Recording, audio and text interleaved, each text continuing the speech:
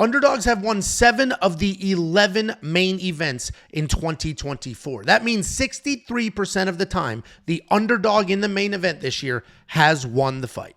Chris Curtis has already knocked out Brendan Allen. This is a rematch. And yet he's sitting there at almost a 2-1 underdog. Will underdogs continue to reign supreme in 2024?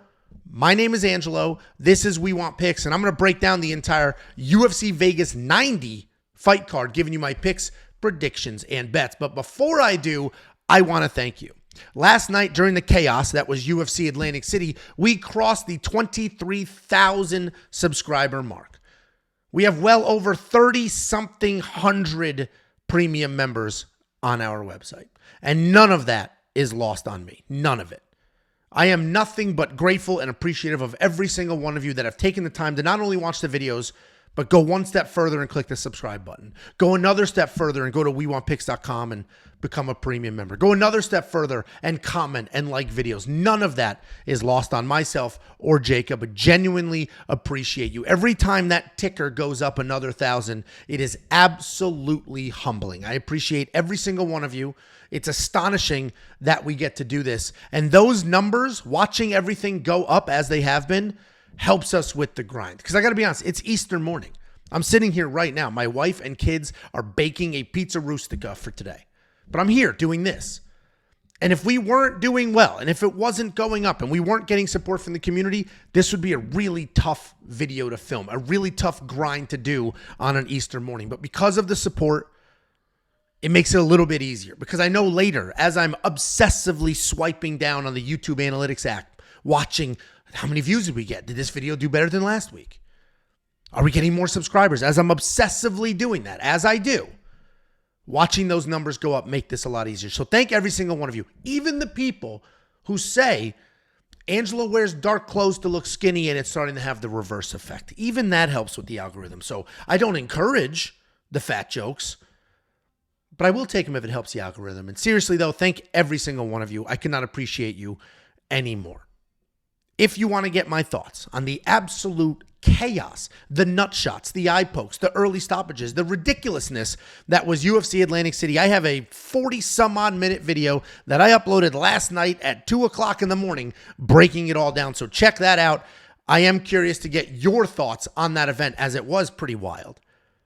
And speaking of that event, our artificial intelligence did very, very well. If you're new here, first of all, we have a premium product. So we have all these free content and videos on YouTube, but then on our website, we have a premium product. It's $10 a month. You get tools and bets and picks and all sorts of information like that. One of the things that we offer you is an artificial intelligence.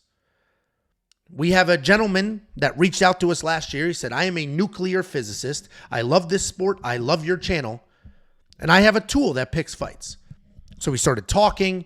And over the last, it's not quite a year, but almost a year, last 8 months or so, we've been working. He has been working on it. We've been building betting systems around it and focusing on it and seeing how we can leverage those picks. Well, last night, with the nut shots and the stoppages and the craziness at UFC Atlantic City, the artificial intelligence, the pick GPT, went 10-3 on picks.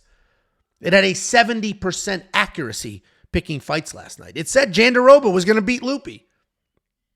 I wish I paid attention to that. And if you look a little closer, it got fourth in the world last night. Of anybody that has ever made a pick, human or otherwise, on Tapology last night for UFC Atlantic City, the pick doctor was the 4th best at picking fights on planet Earth. And if you zoom out a little bit, of all time, of every pick the pick doctor has ever made, it is now 9th in the world on Tapology, and you can see that here. Number 9 in the world at picking fights on Tapology. And if you look a little closer at 2024 specifically, it's picking at a 67% accuracy overall. If you then bet 1 unit on every single pick, which is not a recommended betting strategy because that's an absurd thing to do, but we do that, or we track it that way just to see how that would go. In 2024, you'd be up 14.4 units if the only thing you did was put 1 unit on every single pick doctor pick, no matter how obscene. Because we've done that. We've been tracking it that way. A unit on Javid Bajarat at -900, whatever the hell he was. You'd be up 14.4 units. And the reason I'm mentioning this is because even I am astonished by its accuracy, by its stability, because if you remember last year, it came out hot at UFC Jacksonville, dominated that card. Then it fell off a little bit. Humbling experience. And the pick doctor, who's the nuclear physicist who has developed the pick GPT, he went back to the drawing board, rebuilt. I can't even pretend to speak the chaos that is the nerdiness, no offense, sorry, that goes into building this. But he went back, completely rebuilt from the ground up how this thinks, how this works, individual models, put it all together. And we've been seeing those benefits. Number 9 in the world for picking fights. 67% accuracy in 2024, 14.4 units if the only thing you did, which is not recommended to anybody, is bet one single unit on every single fight.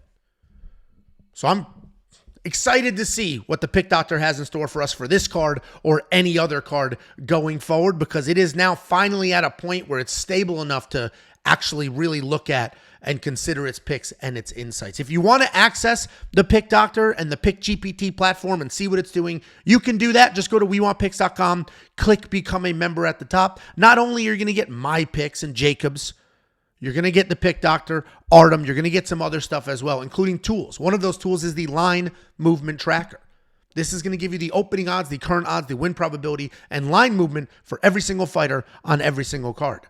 Everything that I just mentioned and I'm about to mention is in one single package. It's only $10. We don't charge, $5 for the AI, $5 for the bets, $20 for the DF. None of that bullshit. None of it. In a sport like this, as volatile as this, in a sport where a referee can call a knockout while two people are standing up, you can't possibly be out there trying to sell whatever the hell it is you're trying to sell at $50, $100, different tiers, different packages. We are $10 a month. And you're going to get the greatest suite of tools, information, and insight that anybody has ever offered in this space. And it is only $10 for an entire month. Not an event, but an entire month. WeWantPicks.com. Click Become a Member at the top. You're also going to get the detailed data, metrics, and analytics. 38 columns of information that you can use to find spots, avoid spots, hop off, hop on. You're going to get the safety parlay. And while the timeliness of this isn't spectacular, it did miss a couple. I did miss a couple in a row. It is important with sports betting to look at things over the long term. And I know there's a whole bunch of you. We're well over 3,000 premium members. And thank you. We're well over the 3,000 mark. And every week we get new premium members. Some people have been here for a very long time and have experienced the benefits of the 68% win accuracy for the safety parlay. Some of you signed up 2 weeks ago and have seen it do nothing but lose. And I get it. I get it. But that's why it's important when we're talking about betting on sports, fights specifically, because of how volatile fighting can be. It's important to zoom out and look at it over the long term. And your long term might be 2 weeks. Somebody else's might be 8, 9, 10, 11, 12 months. Either way, in the long term, over the course of a year and a half, the safety parlay has done spectacularly well. You can unlock this at WeWantPicks.com. Just click Become a Member. Everything is only $10 for an entire month. UFC 300 is around the corner. Anybody who has watched our content for a little while knows that we film vlogs for the pay-per-views. We record the day, watch the fights together, react, do all the things. One of the segments on those vlogs is opening mail. Some people want to send things like hot sauce to watch what it does to my guts. And if you watched that episode, you knew things didn't go very well. Other people like to write letters, keep us updated with how their betting is going. Somebody last time sent me an incredible hand-stitched Cheeto Vera jersey, which I wore the entire night. If you're a small business and there's something you're looking to promote, if you have something interesting you want to tell us, if there's something you want to send over, here is the address. We will open every single thing on camera for the vlogs, read your letters, do all the things. Thank you for the support. Here is the address if you do want to send something. Let's go ahead and actually break down this card. That intro was 11 minutes long. And I get it, but we chapter these things, guys. There's chapters. It's okay. There's chapters.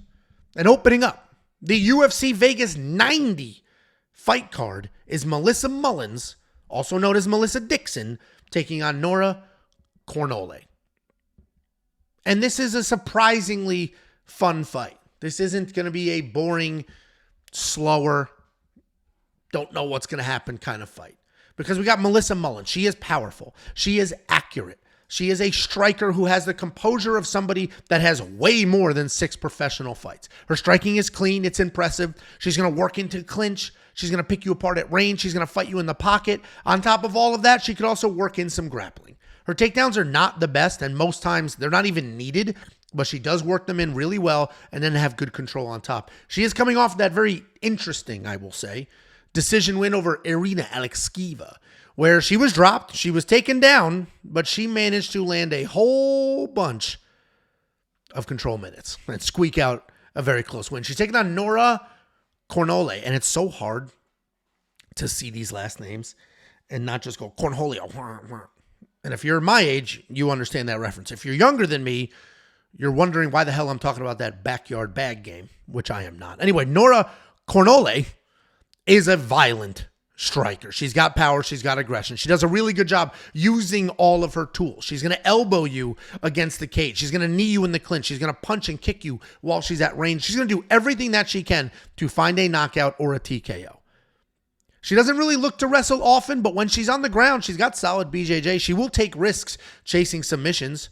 She's coming off that sketchy, she did win, but sketchy decision win over Jocelyn Edwards, where she showed us how terrible her takedown defense is and how bad her cardio is, but also how tough she can be. And both of these women have some bad decision karma coming their way, both of them. But I do think Nora's win over Jocelyn was definitely the sketchier of the two. Nora's going to be dangerous early. And after seeing Melissa get dropped in her last fight, you can't help but want to pick her, meaning Nora. But we also saw Nora has absolutely just trash takedown defense. Her cardio is not much better. So I can't pick somebody hoping that their opponent gets dropped early and they finish early. I can't pick somebody knowing that they can't keep a fight standing if they wanted to. I can't pick somebody hoping for a one-punch knockout. So we got to go Melissa Mullins. She's going to be the more well-rounded fighter. She's going to have takedowns if she needs them. And we know she can stay tough. She'll drop, but she can get back up and stay tough. Melissa Mullins is going to be the pick, but you can't spend your money on this fight. Then we got Dylan Budka taking on Cesar Almeida. This is one of many, many, many fights on this card loaded with UFC debuts and Contender Series guys. 13 fights on this card. Half or more have a UFC debut in them. And that does nothing but make our jobs a little harder and a little trickier because you don't always know how these guys are going to look in their first ever UFC fight. But we got Dylan Budka. Dick Budkiss. This guy's a solid grappler, big takedowns. He will lower his level, and he's actually going to shoot takedowns right up the middle instead of looking for clinches and trips. When he gets you to the ground, he does a good job working to positions. He does a good job staying on top, taking his time. He's not rushed. He will look for a submission instead of a TKO. And he's not a very good striker, but he has no issues just charging forward and letting his hands fly. He's coming off a decision win on the Contender Series to earn this UFC shot. He's taking on Cesar Almeida. This guy is a big-time professional kickboxer. He's had a lot of success at the highest levels of kickboxing. Just think Alex Bejeda. In fact, he actually fought Alex twice. He did go 1-2 against him, but hey, there's a 1 in there. He beat him once. He does everything you would expect a high-level kickboxer to do. He's got clean combinations, big power. He puts in good work, and he's very dangerous every single second the fight remains standing. His takedown defense is still a bit unknown. And yes, we've seen him defend 7 takedowns on the Contender Series, but those weren't actual clean shots up the middle. They were trips. They were drag attempts. Overall, Cesar Almeida is a very dangerous striker who will need to keep this off the ground to have some success. This is a grappler versus striker matchup all day, every day. And I got to lean the grappler here. I think Gillen will waste absolutely. I called him Gillen. I know that. And we're just going to power through. We're not going to acknowledge it. Like most of my fumbles and bumbles. We're just going to push right through it. Nobody will notice. This video is probably going to be about an hour. So you say Gillen instead of Dylan, but you just push through. Literally nobody notices. Nobody. So Gillen is going to waste no time. He's going to shoot takedowns instantly. He's going to look to wrestle. Why on God's green earth would he stand there and try to strike? Why would he do that? And if he does, he deserves to get knocked out. If that was your camp, you're like, oh, let's learn how to strike. If that was your camp, you deserve to get knocked out.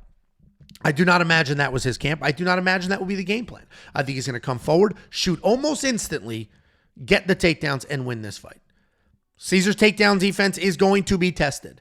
But again, watching him defend takedowns on the Contender Series, which were like trips and drags, watching somebody defend takedowns against the cage is very different than defending against actual shots in the middle. Dylan is going to be the pick. But again, you get these UFC debuts.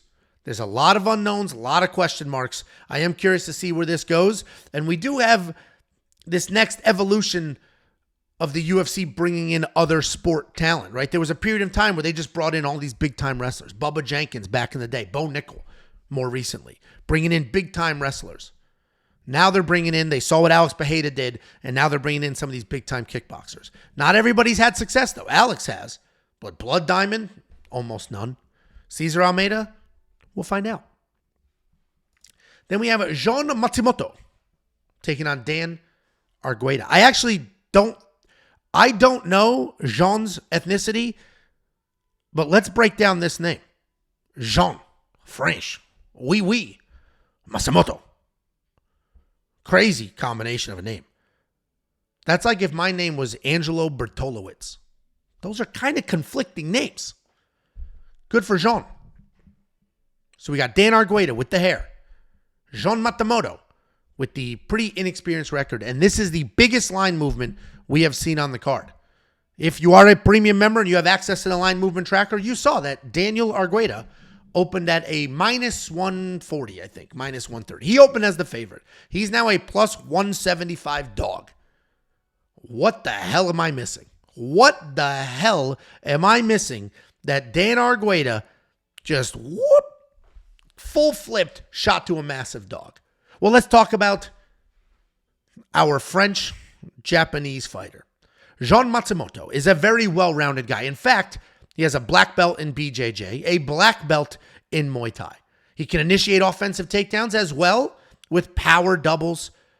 He can be busy on bottom if he's taken down. And he's not just a grappler. He can strike. I mentioned that Muay Thai black belt. He's got a variety of kicks, good counters. He does get hit, though. He is plenty tough that he will survive, plenty of cardio that he can push through. He's coming off that win on the Contender Series to earn this UFC slot. That's a theme on this card. He's taking on Dan Argueta. This guy is short. He's not the biggest guy in the world. He's actually bigger than Jean somehow. But he's a short, stocky wrestler who comes across the cage. He wraps up your body. He will muscle you to the ground. He's got good pressure. He leaves almost no space for his opponents to work up. He has one single game plan in mind, and that is always get you to the ground and pound away. He is coming off that loss to Miles Johns. You're going to see that was overturned. That's because Miles Johns tested positive for some nonsense, but it was such a minuscule amount. He didn't even serve any time. They're like, we'll call that a no contest. Like, okay, let me back up. He lost to Miles John. He had a little bit of success wrestling, a couple of takedowns, but he didn't do very well with the pressure, with Miles coming at him with Miles' takedowns. Okay, there's that part. But they overturned it. It's a no contest officially on his record. I don't get that. The commission said, hey, Miles Johns had a banned substance in his system. Enough of a banned substance in his system to overturn that decision. But not enough to actually penalize him. Makes no sense. Either it wasn't enough to matter, which probably is the case, so leave the win for Miles, or it was enough to matter, and there should be a penalty. More of a penalty than flipping the fight. He got paid. Like, what does he care what it says on his record? He got paid already. He got his win bonus. They didn't take that back. I will never understand, and that was a USADA thing, and they changed the levels. I forget specifically what substance it was. I think it was almost exactly what happened to John Jones. If you remember, they had to move the fight from Vegas to California or vice versa because John Jones tested positive for some tiny little minuscule amount of some banned substance. And they're like, all right, it's there, but it's so little, it could be anything. That's what happened to Miles Johns. So you're going to look at Dan's record. You're not going to see that as a loss. It's a loss. That's why its record is 9-1, not 9-2. Anyway, I need to be done seeing these freaking prospects on Contender Series and then assuming that will translate to UFC success. Go back 2 weeks when I loved Steve win, and then he went out there and Steve lost. Not good. And I think that's what we're going to get here with Jean Matsumoto.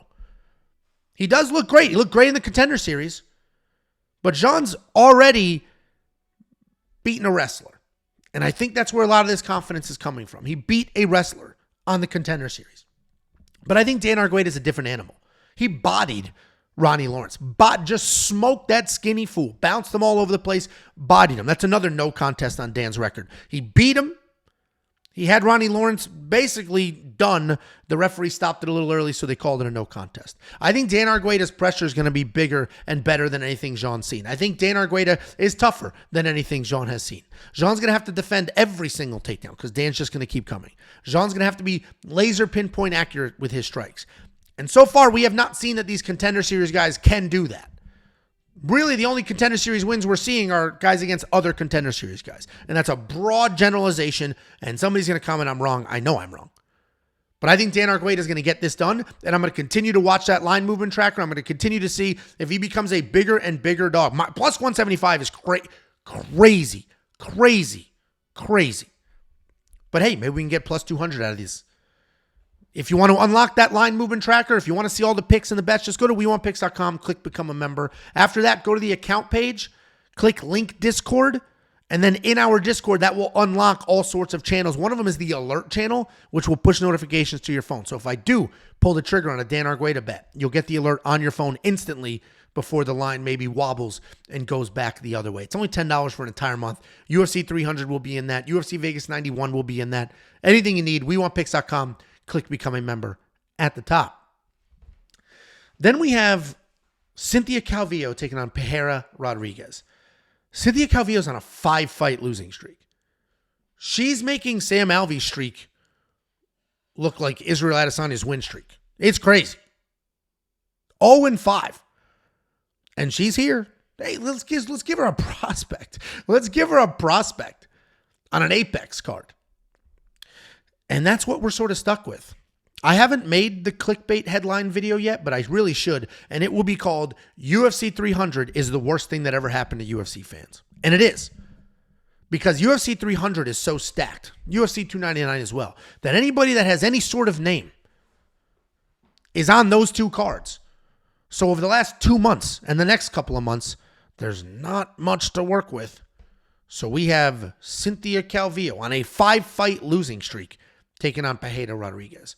And yeah, I just railroaded her for that losing streak. But I will say, her recent record, it's atrocious on paper, but there's some good losses in there. She's not losing to nobodies.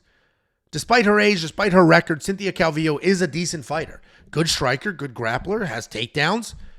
And while she is pretty well-rounded, she's slow. She doesn't have much power. When she gets you to the ground, she is going to try to soften you up with strikes and then work in a submission. She's on that 5-fight skid, but as I mentioned, they are to good opponents. And most recently, close decision, much closer than the scorecards will tell you, to Lupita Godinez. She's taking on Piera Rodriguez. She's nasty. Nasty striker.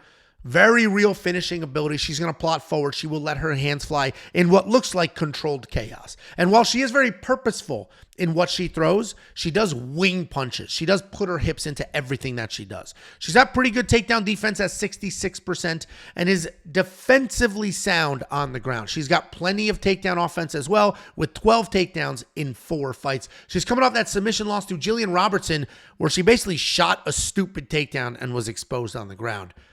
And this is honestly harder to pick than their recent records would indicate. You could just look at Tapology and go, done. 0-5, 4-1. What side am I going to go? I do think Cynthia is done here. She's going to lose this fight. But her fight with Lupi was a lot closer than the scorecards. If Piera comes in here with that same low fight IQ that she had in her last fight, she could get out IQ'd. Cynthia Calvillo could just win this with veteran savvy.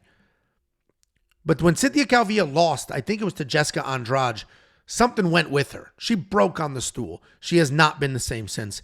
She will not be the same in this fight. You got to go Piera Rodriguez here. She's going to be younger, fresher. She didn't just lose 5 fights in a row. There is something to be said about crafty veterans, which is why there's going to be absolutely no bet on this fight at all. But Piera Rodriguez is certainly going to be the pick. Then we have Alatengheili taking on Victor Hugo. Yo, what the hell? Victor Hugo, like, bro, my wife watches these videos. Look at those eyes. And what are we doing here, dude? Was he standing there? Like, was this from an official UFC photo shoot? Or is this like his Tinder profile picture that he just sent them? Like, what the hell is going on with Victor Hugo's eyes here? Like, I'm trying to break down this fight, and I feel like I'm being seduced in a bar right now. Okay. I can't look at this dude's face. We got Alatengheili. These are my snacks from last night watching the fights. We got Alatengheili taking on Victor Smile Eyes Hugo. And this will be an interesting fight. I am very high on Victor. I think he will win. He needs to get these looks under control before I have to swap his pictures out. So my wife isn't like, hey, I'll watch fights with you. All right. We got Alatengheili. This guy can be a technical striker. He can be a busy grappler. It's not often that he does both, though. He can do one or the other. He has 4 fights where he decided to wrestle, and he had a combined 11 takedowns. In those fights, he was also outstruck in pretty much all of them. The point here is that he has almost no fights where he had success both grappling and striking. He can outstrike people, he can outgrap people individually, but he doesn't put it all together well. He's tough as nails, he can struggle with brawlers, and he's coming off that decision loss to Chris Gutierrez where he worked in 2 takedowns, but he was outstruck 110 to 38. Taking on Victor Hugo. Great eyes, great lips, great mustache. He's big. He's going to bounce between weight classes. He's fought everywhere from bantamweight all the way up to welterweight. He's a wild striker who will come forward and bomb away with power. And just like his wild and aggressive striking, he has wild and aggressive grappling. And he's going to get the takedowns. He's going to chase submissions, even if that means losing whatever position he got. He's coming off that Contender Series submission last year and a canceled UFC debut shortly after.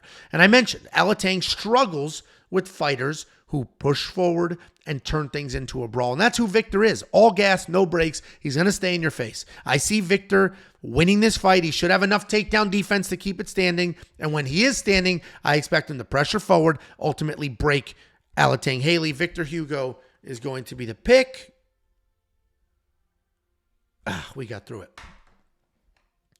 Then we have Norma Dumont taking on Germaine Randamie. When I first saw this on paper, and I'm very familiar with who Germaine is, I instantly was like, Norma Dumont, done, high confidence. Boom.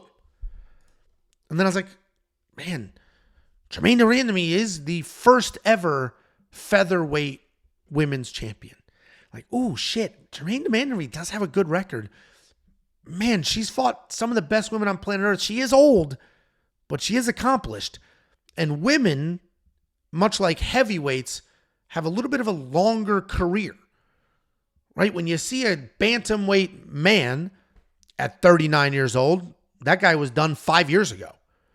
When you see a bantamweight female, they have a little bit longer. When you see a 39-year-old heavyweight, they could squeeze a little bit of life out of that career still. So this fight's a little closer than the odds and the instant reactions would tell you. We got Norma Dumont, solid striker. She is relaxed. She is patient in the cage. Her striking is technical. Her takedown defense is sound. If you look at her strike differential, she lands about 4 significant strikes per minute and only absorbs 2 in return. On top of that technical striking, she also has solid grappling. Her takedowns are not great, but she does have 11 of them in 8 UFC fights. She's coming off that one-sided win over Chelsea Chandler where she rocked her early, had her literally running around in the cage, but she showed off her own fight IQ. She's taking on Germaine Randamie. She does not have the notoriety or get the credit that you would think that she has, given the fact that she was the first ever UFC's featherweight champion. She's also a decorated kickboxer. She's undefeated in kickboxing, 46-0 with 40 knockouts. She's had a very long and successful career in multiple combat sports. She's very big. She uses that size well in the cage. She's a low-volume striker, but she's got plenty of power. Her only losses in the UFC are to Amanda Nunes. And then her wins are to everybody. She's beaten basically everybody, including 3 different UFC champions. So the first ever featherweight champion, whose only loss is to the greatest fighter of all time, and has wins over 3 separate champions at this weight class. Germaine Randamie is much better than people are giving her credit for. And listen, if this fight was a few years ago, before she was 39, she would actually be the pick. She's phenomenal on her feet. She's a very big presence in the cage. She's got decent takedown defense, and she's a problem for a lot of people. And while her record is incredible, it's also old. Those 3 wins over former champions are 3.5 years ago, 5 years ago, 7 years ago. Germaine is a gamer. And she might be a phenomenal plus 3.5 play, but I got to go Norma here. If you don't know what plus 3.5 is, it's betting the spread. You're buying points on the judges' scorecards. And the way that math works out is Germaine to Randamie needs to win one round. Just win one round. And if this goes to the judges' scorecard, let's say she loses a 29-28 across the board, you get paid. If she wins the fight, you get paid. That might be a solid bet. We'll see what those odds are when they drop. Norma's not exactly a wild finisher. And if Germaine has a little bit of success striking, she could squeak out one round, get taken down, held down the next two, and then we're good. So we'll see what that is when it drops. Again, go to your account page. If you're a premium member, link your Discord. You're getting an alert to your phone the instant that bet is placed. If it is placed, if you're not a premium member, I mean, it's $10 a month. Just the tools alone are worth way more than that. WeWantPicks.com, click Become a Member at the top. Then we have the always exciting, very long, but a bit inconsistent Ignacio Bahamondes taking on Christos Giagos. And Bahamondes is insanely tall. Look at this, 5'10 to 6'3". That's actually like me and Jacob, except instead of 5'10, it's 5'8 3/4.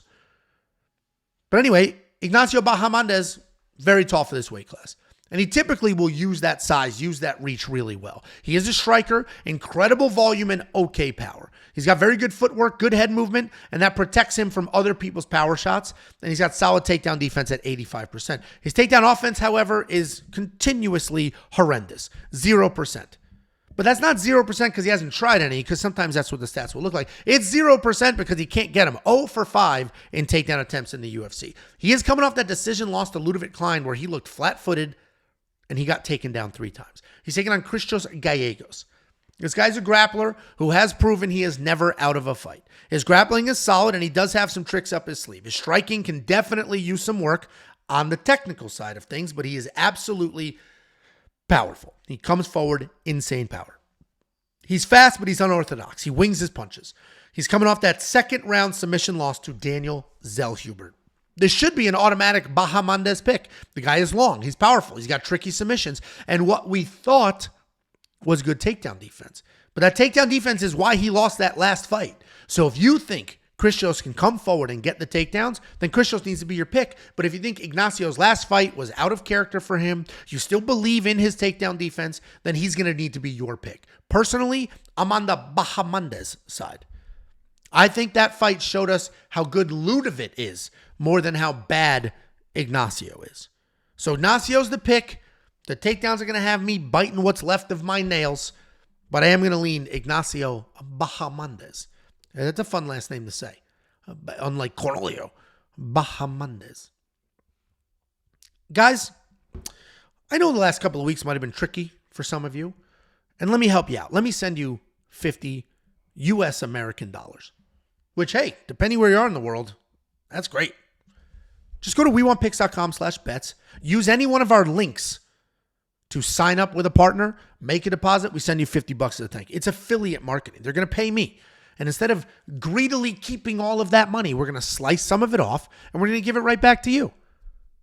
I mean, how good of a deal is that? WeWantPicks.com/bets. Sign up with the partner, make a deposit. We will send you 50 American dollars.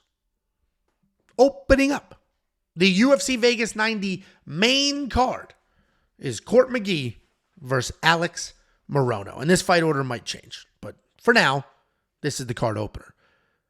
And Court McGee is a battle-tested guy, tried and true veteran who has been around forever. And he's old school.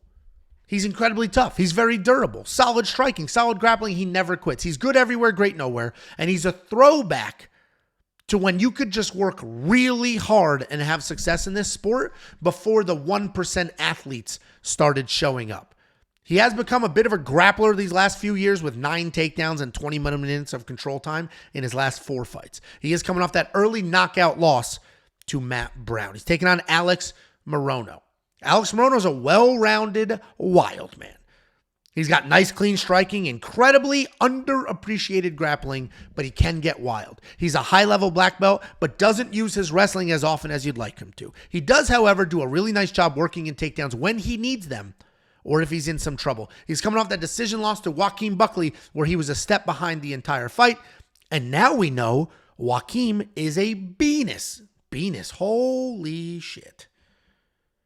I was going to say beast I don't know what Venus is. Holy crap. What kind of weirdo Freudian slip is that? Well, now we know Joaquin Buckley is a beast at welterweight. At 170 pounds, that guy's a savage, and Alex Morono went the distance.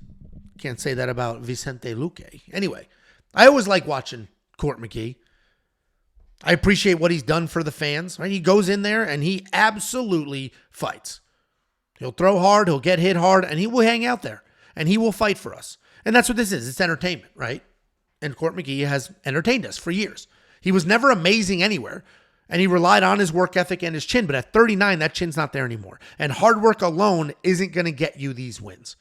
Alex should be a step ahead literally everywhere in this fight. Could potentially finish an aging Court McGee. Morono's going to be the pick. And even though he is somewhat unreliable himself, I think he should absolutely be good here and should get this win.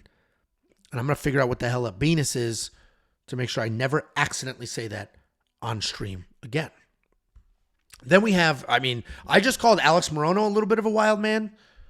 Alex Morono is an Orthodox priest compared to Trevor Peek in that cage. Talk about wild, man. Trevor Peek is taking on Charlie Campbell in a fight that I can only assume will be just chaos. Trevor Peek is a high-pressure fighter. He only knows one pace. His hands are open. He literally just starts winging punches, charging forward. If he's close, he'll grab your legs. He'll try to take you down. If he's at distance, he's going to move in every direction in the world and try to work in. Borderline zero skills whatsoever.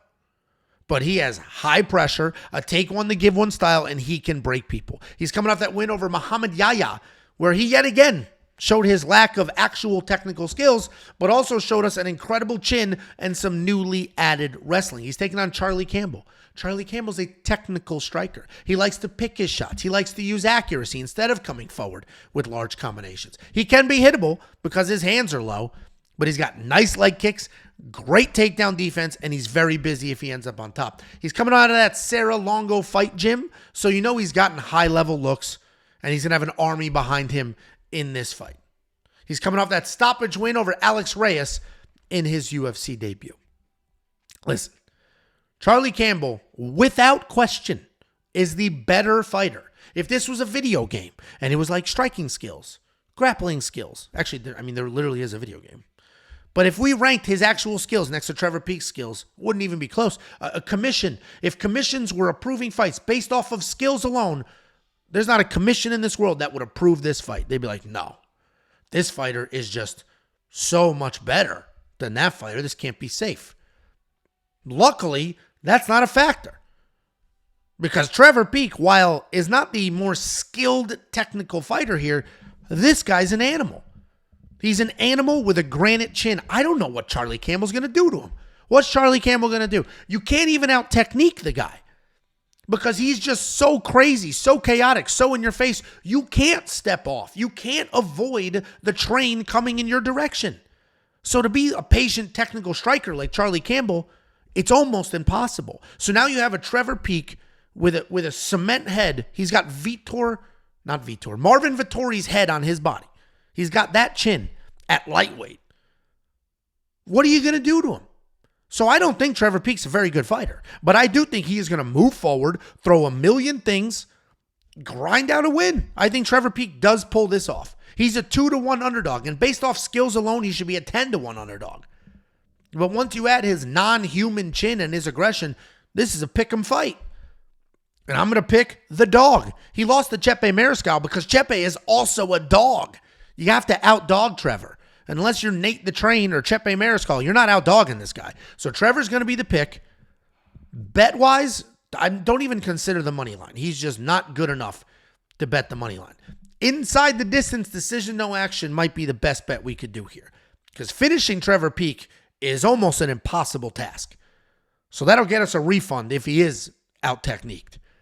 And he can finish. So that's probably the bet that I'm going to consider. If this line continues to go absolutely bananas, then maybe I'll do a money line. But 2-1, when the skill set is 9-1, I'm going to go the dog, though. Trevor Peek is the pick. Then we have Lukasz Brzeski taking on Johnny Walker's younger, much larger brother. And that's who Valter is.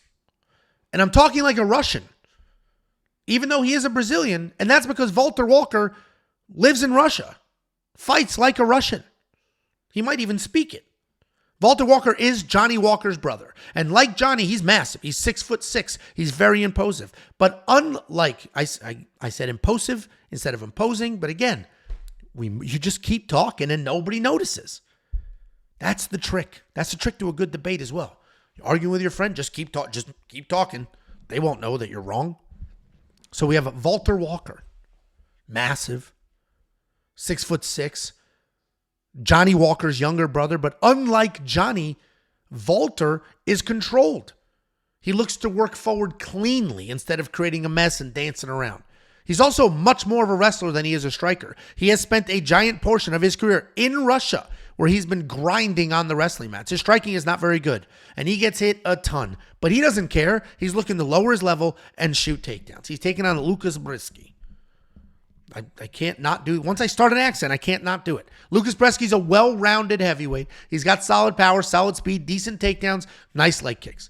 He's very athletic. He has no problem working in spinning attacks as well. The problem with Lukasz, though, is he doesn't react well when strikes come his way. He does tend to turn his head, and that just makes him get hit more. He's coming off that first-round knockout loss to Waldo Cortez, where he did come out heavy with some leg kicks.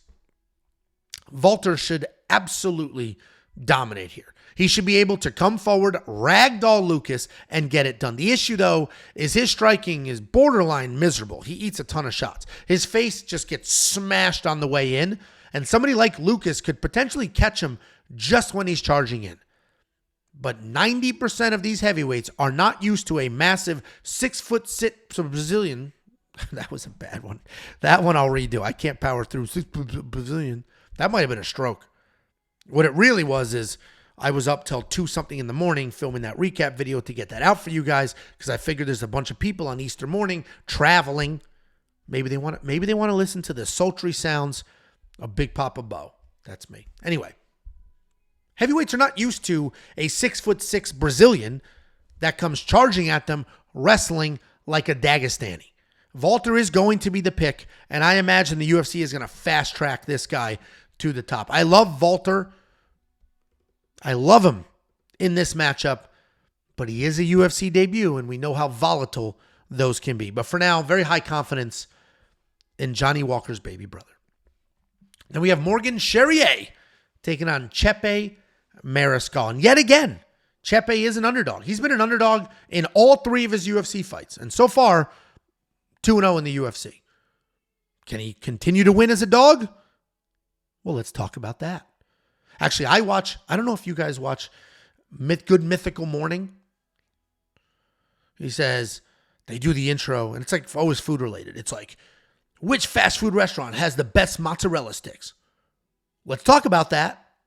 So that intro that I just did, let's talk about that. That was paying homage to them and the other content creators out there with their own little thing. I think if I had a thing, sorry about this rant, if I had a thing, it might be Next Up or Jiu-Jitsu Nerd. That's more Jacobs. What would my thing be? Next Up or just like a picture of a Jabba the Hutt. That's my thing. Because Angelo comment, you're a fat slug. Please don't comment those things. It hurts my feelings. We got Morgan Charrier taking on Chepe Mariscal. Morgan is an explosive striker. He's a French fighter that doesn't fight like a French guy.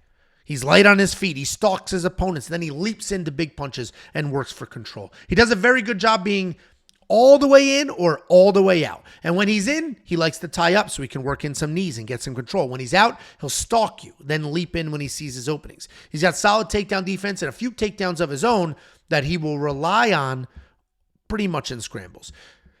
He's coming off that knockout win in his UFC debut. He's taking on Chepe Mariscal. This guy is all of the things. He's an incredible, he has an incredible resume.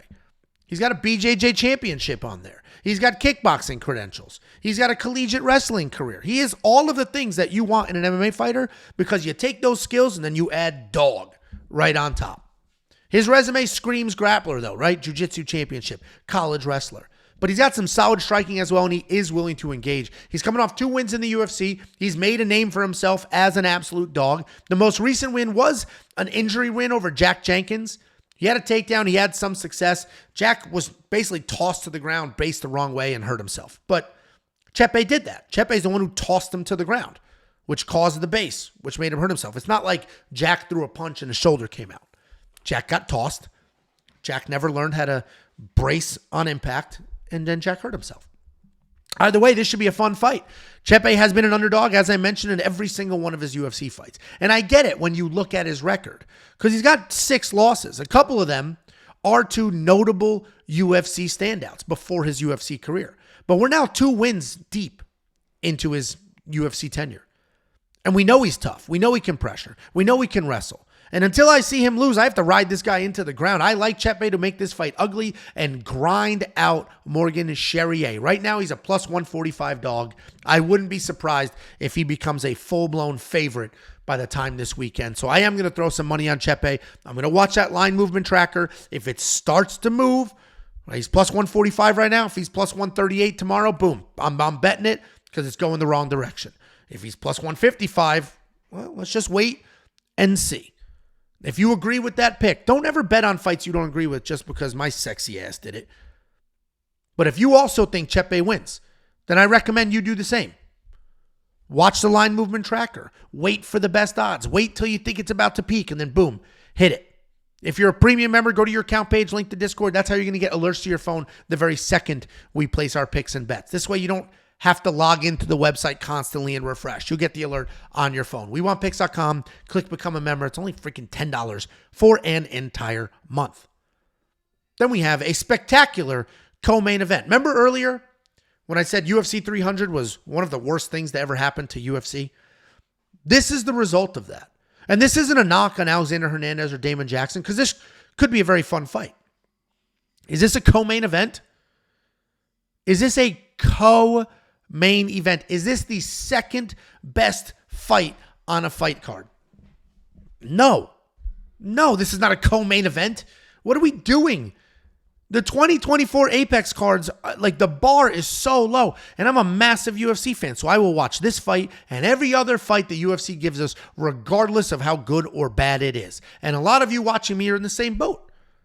The fact that you like the UFC enough to then go on YouTube and try to find people talking about UFC tells us how much you care about this sport, whether you've been watching for 2 months or 20 years. But even you and I, the dedicated loyalists who support our favorite sport no matter what, I mean, we should pitchfork or something because this is getting crazy. The co-main event at UFC Vegas 90 is Alexander Hernandez taking on Damon Jackson at featherweight. Alexander Hernandez is always tough to break down because he is very good skill-wise. He's well-rounded. He's got a spotty record, though. He looks like he could be a champion one day, and then his next fight, he goes out there, complete dud. He's beaten some really, really good people like Beneil Dariush, Francisco Trinaldo. But then he'll lose to some mid-level guys. Alex is a solid wrestler, great athlete. He's got some good power, good speed. But he's in a weird place right now. He's working down to 145 pounds for the second fight in a row. He's coming off that loss to Bill Algeo where he was dropped, taken down, and outstruck. It was not a successful 145-pound fight, but here he is again. He's taking on Damon Jackson. This guy's a very good grappler who's going to snatch things up in scrambles. He's willing to slug it out on his feet, and he's going to use that slugging to work in a takedown. He doesn't typically have much power, but he does land some heavy shots and immediately look to wrestle. He has a low 34% takedown accuracy, but as his nickname would imply, it's the leech. If you didn't know that, oh my God. I'm choking. I think I'm just choked up over the trash that the UFC has given us. It's literally making me sick.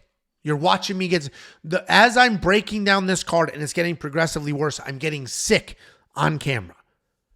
So I'm going to try to stay alive and push through for you guys, for you people, for the 23,000 people that took the time to click the subscribe button. For you, I will push through this UFC fever that I'm getting right now. But Damon Jackson is known as the leech, and that's how he fights. He will get you there. He'll get you to the ground, and he will just latch onto you like a leech, and he's hard to shake. He's coming off that loss to Billy Q, who disappointed us 2 weeks ago. He's coming off that loss to Billy Q, where he had success wrestling but could not hang in the striking department. Alexander Hernandez is almost a 2-1 favorite here. And I think people are completely ignoring the weight cut. He's just too damn thick to be a successful 145-pounder. And sure, he's going to make the weight, as he did in his last fight, but he's going to be slower. He's going to be chinny, potentially have some cardio blips. Damon could absolutely come forward, slow this pace down. He does a great job taking a fight that's at a fast pace and slowing it down. I said down. And make this a grappling match. Alex is the better overall fighter, certainly the better athlete, but I hate him at 145 pounds. So I'm going to full fade him here. If I have to pick a fight, if you're a premium member and you see our fight picks with our confidence levels and the round line leans, next to Alexander Hernandez's name, you're going to see, for me, I picked him, and then you're going to see confidence insanely low. I'm only picking him because he is quite literally better everywhere except raw jiu-jitsu, but I hate the weight cut. I hate all the bullshit. And Damon Jackson is the exact type of guy that can spoil somebody's plans. So very low pick on Alexander Hernandez. Then we have our main event of the evening. I'm not going to shit on this main event because it's a fun main event. And I'm okay with the fight nights not having spectacular main events. And frankly, when this was Brendan Allen versus Marvin Vettori, that made a lot of sense. That main event has title implications, right? Marvin Vettori's a top 5 guy. He has been for years. Brendan Allen's on a 5-fight win streak. So Vettori dropped. He got hurt. Chris Curtis steps in. I'm okay with that. Chris Curtis is the last person to beat Brendan Allen. He knocked him out cold 6 fights ago. I'm good with this. So I am going to shit on the Apex cards, but this is a good... I'm okay with this main event. Especially it wasn't the original idea for the main event. This is what we got after a fighter dropped. We got Brendan Allen trying to get his last loss back against Chris Curtis. Brendan Allen is on that 5-fight win streak and probably 1 win away from title talk. He's got a BJJ black belt. He's got solid low kicks, solid takedowns, and solid striking overall. He has had a nice evolution. He almost used to be like an Alatengheili, where he was a very good grappler, a very good striker, but never did those two things together. And now he's working it all together. He seems to have the more confidence as fights go on. He seems to gain confidence each and every fight. He has more confidence than ever right now. He's definitely earned himself a second main event slot. He's coming off a dominant win over Paul Craig, where he controlled the striking and the grappling before getting a submission in the 3rd round.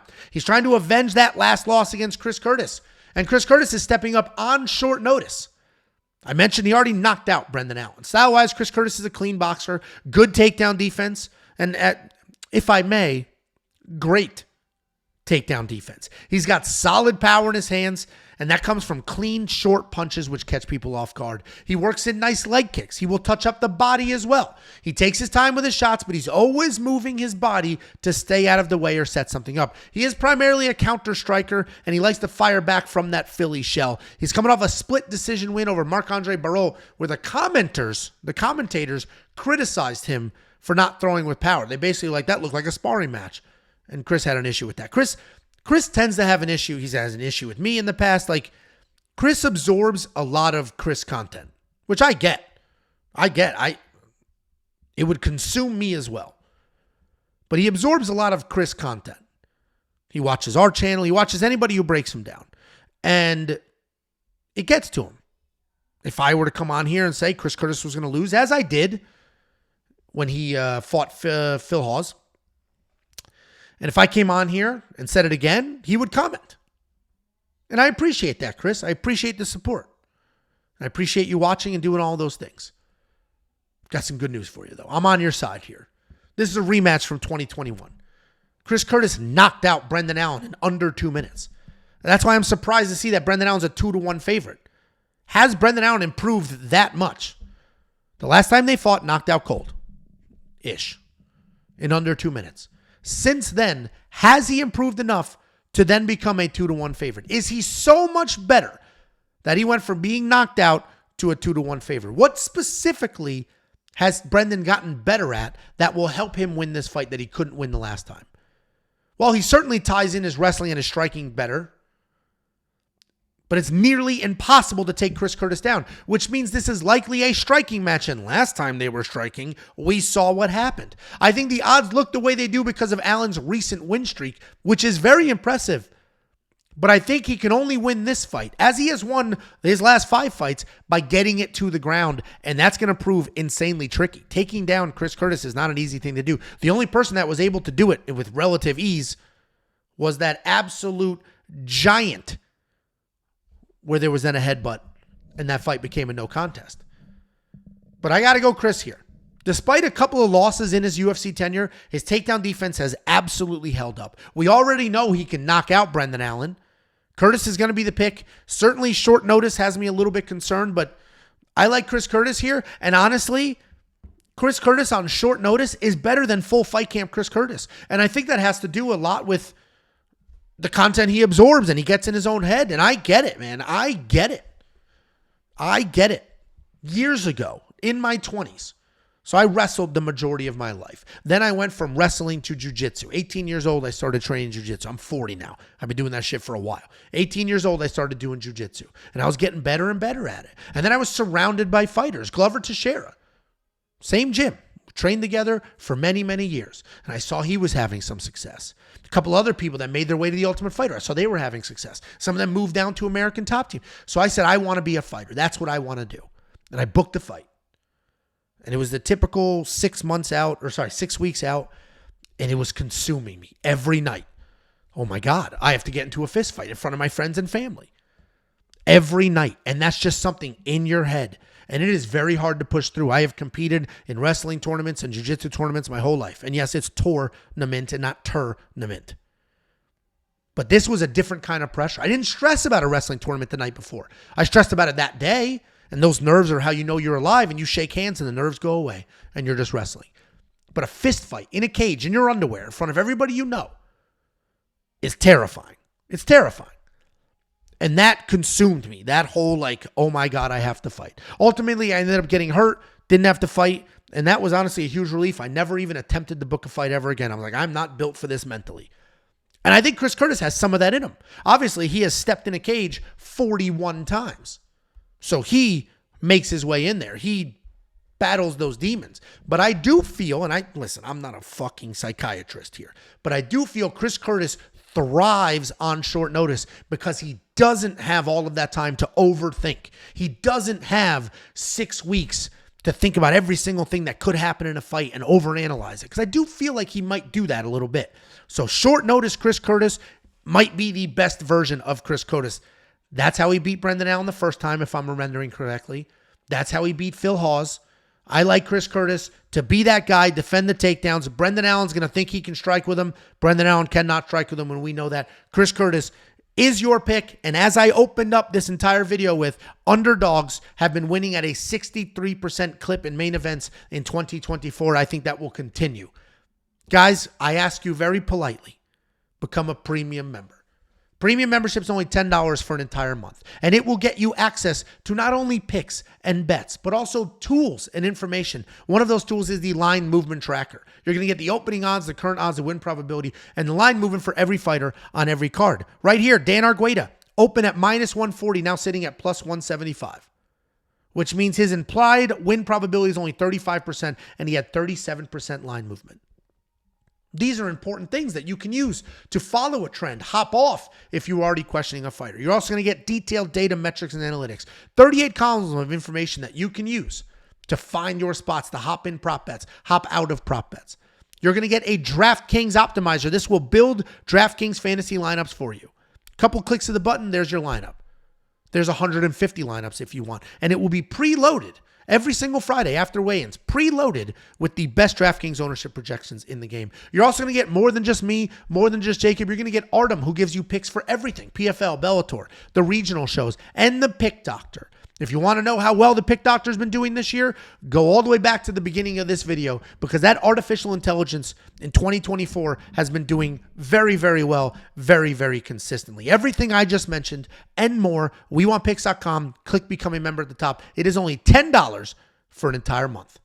And guys, I appreciate all 23,000 of you that took the half a second to click the subscribe button.